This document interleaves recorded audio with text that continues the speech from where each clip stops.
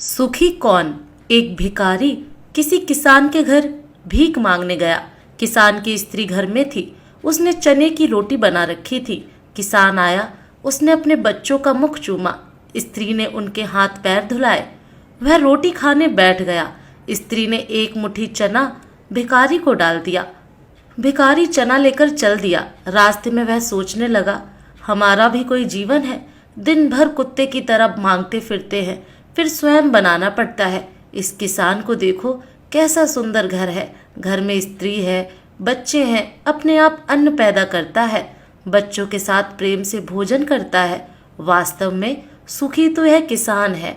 इधर वह किसान रोटी खाते खाते अपनी स्त्री से कहने लगा, नीला बैल बहुत बूढ़ा हो गया है, अब वह किसी तरह काम नहीं देता। यदि कहीं से कुछ रुपयों का इंतजाम हो जाए तो इस साल काम चले। साधुराम महाजन के पास जाऊंगा, वह ब्याज पर दे देगा।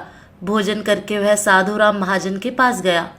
बहुत देर चिरोरी विनती करने पर 1 रुपए सैकड़ा सूद पर साधु ने रुपए देना स्वीकार किया। एक लोहे की तिजोरी में से साधुराम ने एक थैली निकाली और गिनकर रुपए किसान को दिए।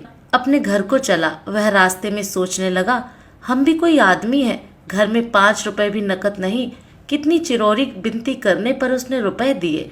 साधु कितना धनी है, उस पर सैकड़ों रुपए हैं। वास्तव में सुखी तो यह साधुराम ही है।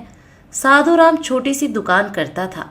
वह एक बड़ी दुकान से कपड़े ले आता था और उसे बेचता था। दूसरे दिन साधुराम कपड़े लेने गया। वहां सेठ पृथ्वीचंद की दुकान से कपड़ा लिया।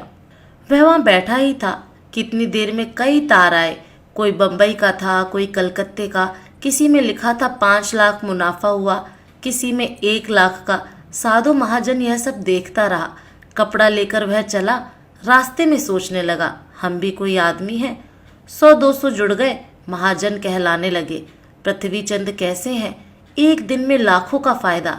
वास्तव में सुखी तो यह हैं।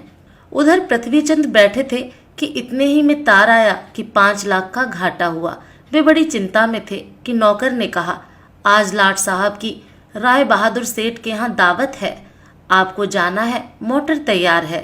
पृथ्वीचंद मोटर पर चढ़ गए। राय बहादुर की कोठी पर गया। वहां सोने चांदी की कुर्सियां पड़ी थीं। राय बहादुर जी से कलेक्टर कमिश्नर हाथ मिला रहे थे। बड़े बड़े सेठ खड़े थे। वहां पृथ्वीचंद सेठ को कौन पूछता। वे भी एक कुर्सी पर जाकर बैठ गए। लाट साहब आए, राय बहादुर से हाथ मिलाया, उनके साथ चाय पी और चले गए। पृथ्वीचंद अपनी मोटर में लौट रहे थे।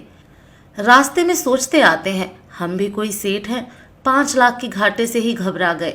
राय बहादुर का कैसा ठाठ है। लाट साहब उनसे हाथ मिलाते हैं। वास्तव में सुखी तो यही हैं। अब इधर लाट साहब के चले जाने पर राय बहादुर के सिर में दर्द हो गया। बड़े बड़े डॉक्टर आए। एक कमरे में वे पड़े थे। कई तार घाटे के एक साथ आ गए थे। उनकी भी चिंता थी। कारोबार की भी बात याद आ गई। वे चिंता में पड़े थे। खिड़की से उन्होंने झांक कर देखा, एक भिखारी हाथ में एक डंडा लिए अपनी मस्ती में जा रहा था। राय बहादुर ने उसे देखा और बोले, वास्तव में तो सुखी यही है। इसे न तो घाटे की चिंता, न मुनाफे की फिक्र। इसे लाट साहब को पार्टी भी नहीं देनी पड़ती। सुखी तो यही है। इस कहानी का कहने का मतलब इतना ही है कि हम एक दूसरे को सुखी समझते हैं। वास्तव में सुखी कौन है, इसे तो वही जानता है जिसे आंतरिक शांति है। आपको कहानी कैसी लगी कमेंट बॉक्स में ज़रूर बताएं।